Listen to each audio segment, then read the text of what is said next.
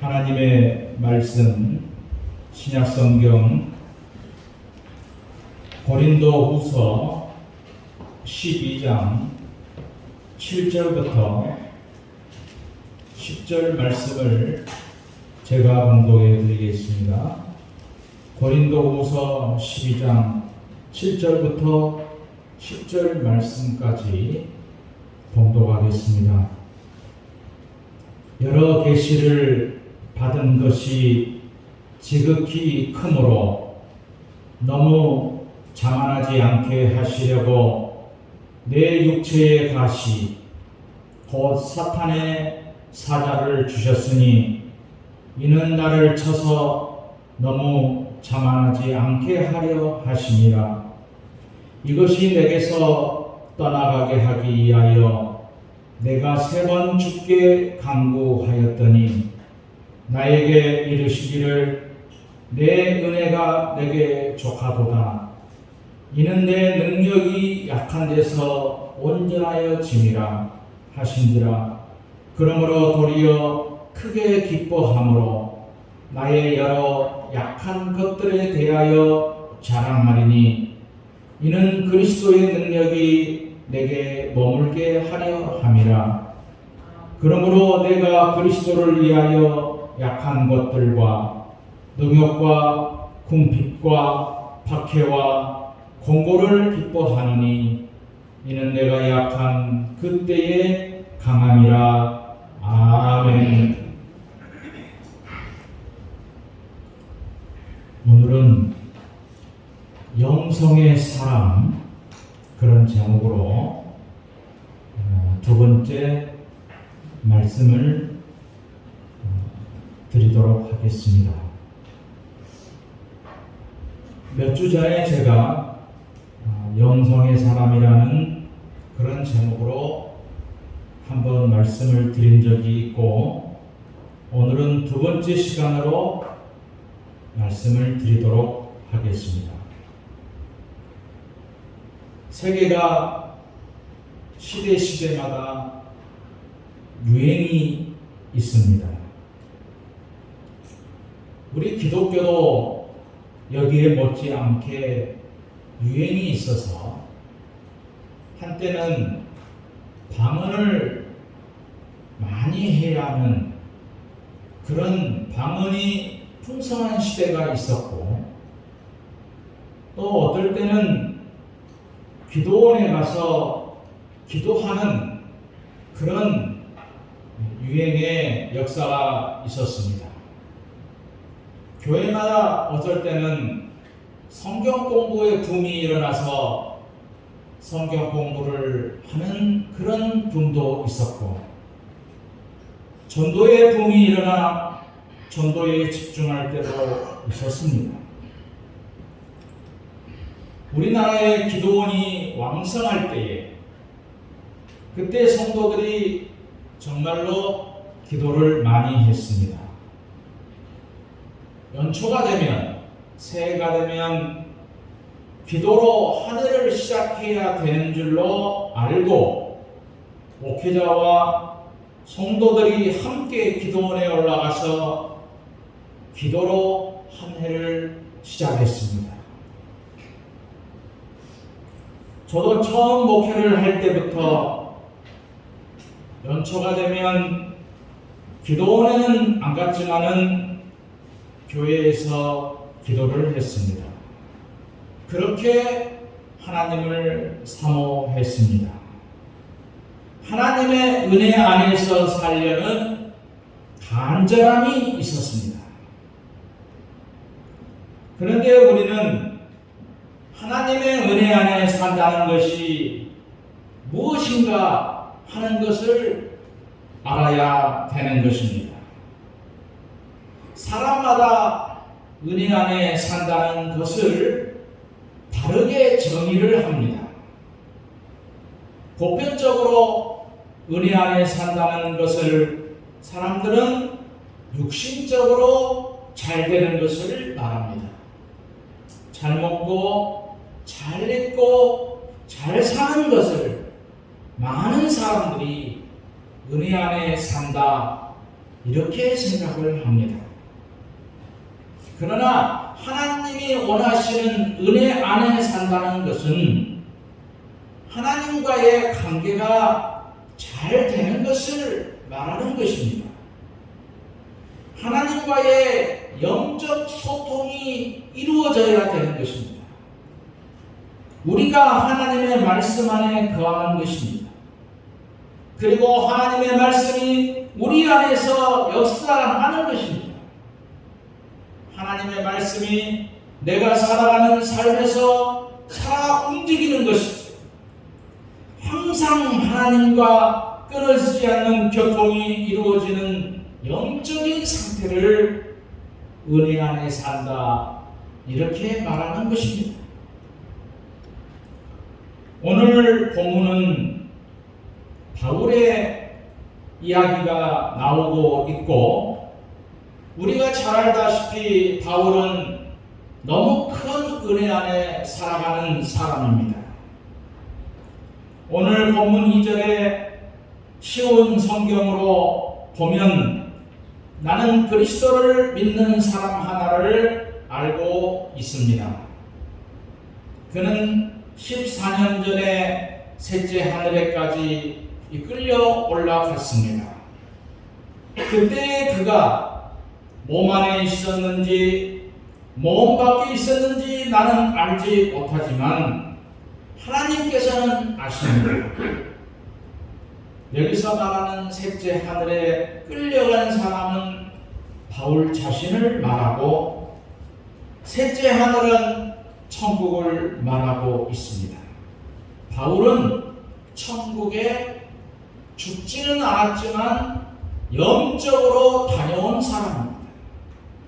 그만큼 영적 경험을 많이 한 사람이지요.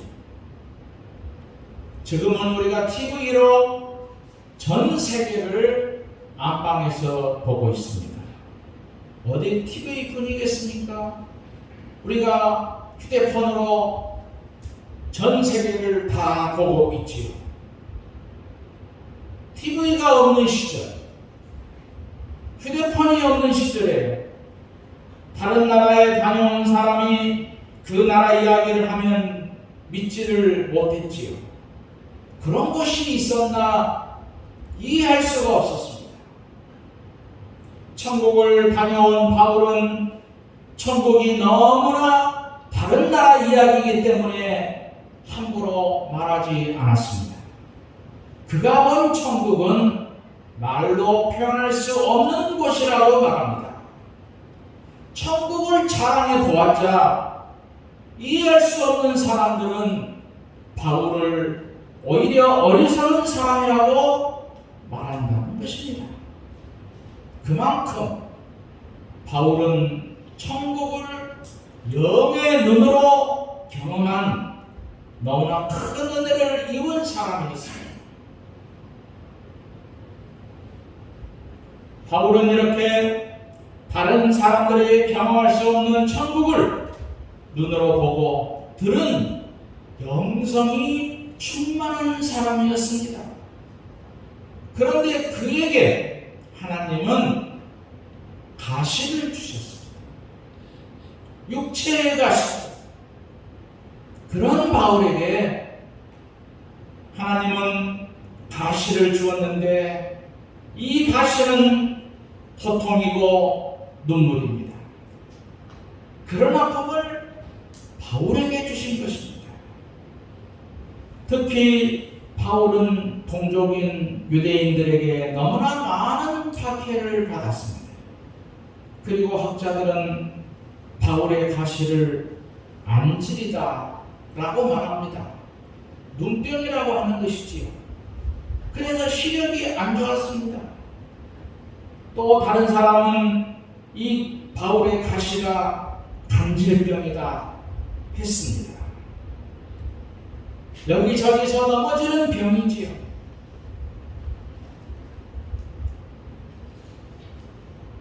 그런데 이런 바울에게 가시를 주었는데 바울은 이 가시 때문에 3번이나 기도를 했습니다. 세 번의 기도를 했다는 것은 아침에 한 번 하고 저녁에 한 번 하고 다음날 하고 그것이 아닌 아주 특별한 기도를 했다는 것이지요. 특별한 기도를 세 번씩이나 작정하고 했다는 것입니다. 어쩌면 금식 기도일 수도 있고 어쩌면 40일이나 100일의 작정 기도일 수도 있습니다. 그런데 응답을 주셨습니다. 오늘 본문 7절에 여러 계시를 받은 것이 지극히 크므로 너무 자만하지 않게 하시려고 내 육체의 가시 곧 사탄의 사자를 주셨으니 이는 나를 쳐서 너무 자만하지 않게 하려 하심이라고 말씀하고 있습니다. 이 말씀을 정리해 보면 영적 계시를 받은 것은 너무나 큰 것이다. 그래서 육체의 가시를 주셨다. 육체의 가시를 주신 것은 자만하지 않게 하려는 것이다 라는 것입니다. 이 말씀을 우리가 쉬운 말로 번역을 해본다면 네가 종교인에 머무를까 심히 걱정된다. 영적인 사람으로 살다가 천국에 가야 되지 않겠느냐. 그래서 너에게 가시가 필요한 것이다. 그 가시 때문에 교만하지 않을 수 있기 때문이다. 그 가시 때문에 겸손할 수 있고 그 가시 때문에 낮아질 수 있고 그러니 이 가시가 너에게 얼마나 큰 축복인가 라는 말씀입니다. 성령의 사람으로 살다가 성령으로 마치라는 것입니다. 성령으로 시작했다가 육체로 마친다면 그것은 큰일이죠. 그래서 가시를 제거해 주지 않는 것입니다. 갈라디아서 3장 3절에 보면 너희가 이같이 어리석으냐 성령으로 시작하였다가 이제는 육체로 마치겠느냐 말씀하고 있습니다. 사람들이 처음에 겸손하게 출발했습니다. 그런 사람이기에 하나님은 그에게 여러 가지 축복을 주셨습니다. 그런데 문제는 축복을 받고부터 교만해지기 시작한다는 것이지요.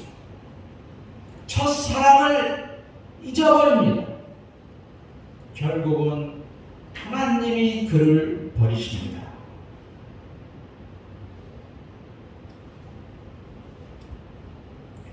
다음으로 내 은혜가 내게 족하다 하셨습니다. 아마 지금 우리들 가운데에서도 가시가 있는 분들이 있을 수 있습니다. 사람마다 가시는 다 다릅니다. 바울처럼 질병이라는 가시가 있을 수 있고 어떤 사람은 남편이라는 가시가 있을 수 있지요. 어떤 분에게는 자녀가 가시일 수 있습니다. 어떤 사람에게는 물질이 가시일 수 있지요.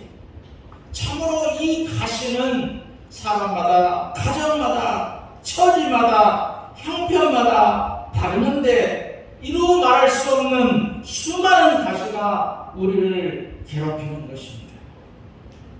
그런데 가만히 생각해 보면 그 가시가 없다면 내가 지금보다 더 신앙생활을 잘할 수 있었을까 하는 것입니다.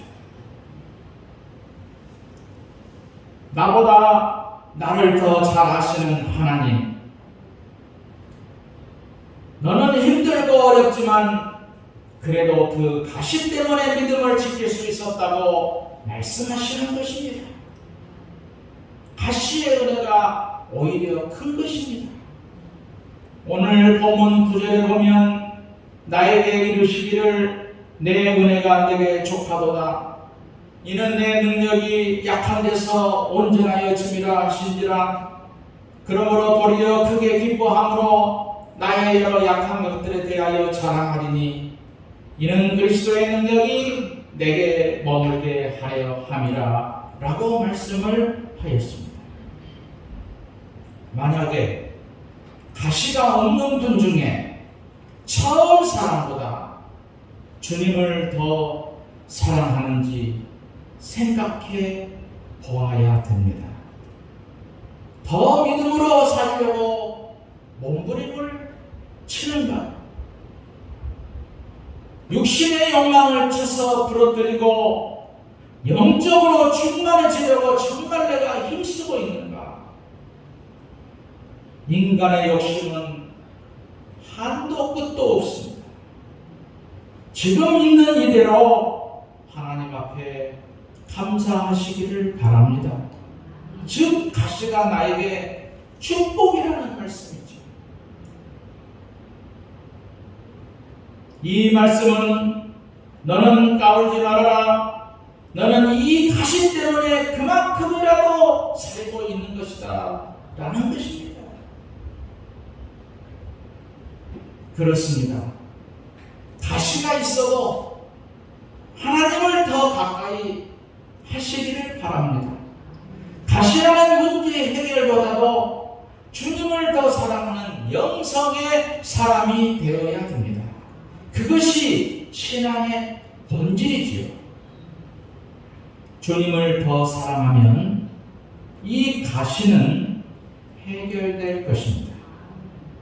즉 다른 말로 하면 종교인에서 성령의 사람으로 살아가라는 말씀. 하나님은 그것을 원하십니다.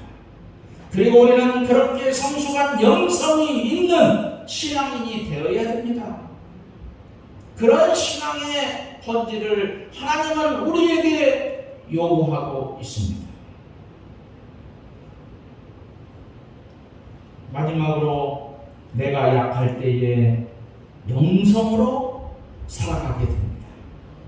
전에도 한번 제가 드린 말씀이 있었습니다만 오래전에 신유은사로 우리 한국을 아주 떠들썩하게 했던 권사님 한 분이 계셨어요.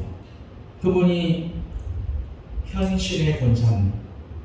수많은 사람들이 몰려들어서 안수기도를 받고 병고침을 받기 위해서 줄을 서기도 했고 그 일을 통해서 예수를 믿게 된 사람도 많았습니다.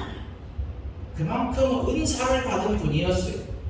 그런데 어느 날 이분이 숨을 거두고 영원히 천국에 갔는데 자신은 환자들을 고쳐주고 신실하게 하나님을 섬기다가 갔기 때문에 하늘의 상급을 크게 받고 자기의 집이 큰 줄 알았는데 실제로는 집이 개집만큼 못한 아주 초라한 작은 집이었습니다. 그래서 예수님께 자기를 모르느냐 물었습니다. 예수님은 모른다고 하였습니다. 자신이 하나님을 누구보다도 신실하게 잘 섬겼는데 병 고치는 능력으로 수많은 사람을 고치면서 복음을 전했는데 왜 저를 모르십니까? 예수님께서는 너는 네 능력으로 장사를 하였지 언제 나에게 영광을 돌리고 나에게 일을 하였느냐 방하셨습니다. 그러면서 자식들이 재산을 가지고 싸우는 환상을 보게 된 것입니다. 이때에 이분이 눈물을 흘리면서 회개하고 종교에서 영성으로 변화를 했습니다.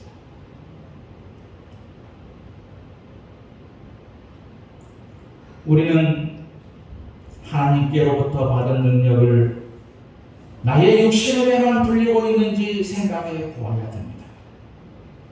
이 세상에서 먹고 사는 데만 사용하고 있지 않은지 생각해 보아야 되는 것이지. 나를 위해서 하는 일은 잊혀지지만 사람을 위해서 하는 일은 잊혀지지만은 하나님을 위해서 하는 일은 하늘의 상급으로 차곡차곡 쌓인다는 사실을 우리는 기억해야 되는 것입니다. 과연 우리 주님께서 나를 안다고 하시겠습니까? 천국의 나의 집은 얼마만큼 지어져 있겠습니까? 터만 잡아놓았다가 수십 년 동안 믿음의 세례가 없어서 다른 사람의 집을 짓고 있는 것이 아닌가, 많은 것들을 생각하게 하는 것입니다. 오늘 본문 10절의 말씀을 현대인 성경으로 보면은, 그러므로 나는 그리스도를 위하여 평화감과 오욕과 궁핍과 박해와 곤란을 겪는 것을 기뻐합니다. 내가 약할 그때가 오히려 내게 강하기 때문입니다 라고 말씀합니다. 이 말씀을 우리가 분석해 보면, 바울은 모든 것을 주님만을 위해서 출발을 했습니다. 평화감과 모욕과 궁핍과 박해와 곤란을 겪는 것을 기뻐했습니다. 내가 약할 그때 오히려 내가 강하기 때문이지요. 약한 것이 하나님의 능력이 나에게 머물게 하는 지름길이고, 약한 것이 종교에서 영성으로 사는 길임을 알아야 된다는 그런 뜻인 것을 우리가 깨닫게 되는 것입니다. 믿음은 언제나 내가 약해지는 것입니다. 내가 부해져도 약해지는 것입니다. 내가 영적인 경험을 많이 해서도 약해지는 것입니다. 내가 높은 자리에 올라가도 약해지는 것이지요. 그래서 내가 주인으로 신앙생활하는 것이 아닙니다. 내가 약해서 성령님이 내 안에서 나와 동행하는 것이 가장 큰 능력입니다. 그러므로 우리는 어떤 경우에도 자만하지 않고 교만하지 않고 영성의 사람으로 살아가야 하는 것입니다. 나는 하나님이 함께하지 않으신다면 아무것도 아니라는 진정한 고백이 우리의 고백이 되어야 하는 것입니다. 그것이 종교인에서 영성으로, 영적 성장으로 들어가는 지름길이라는 사실을 기억하고 진정한 영성의 사람이 되시기를 주님의 이름으로 축원드립니다.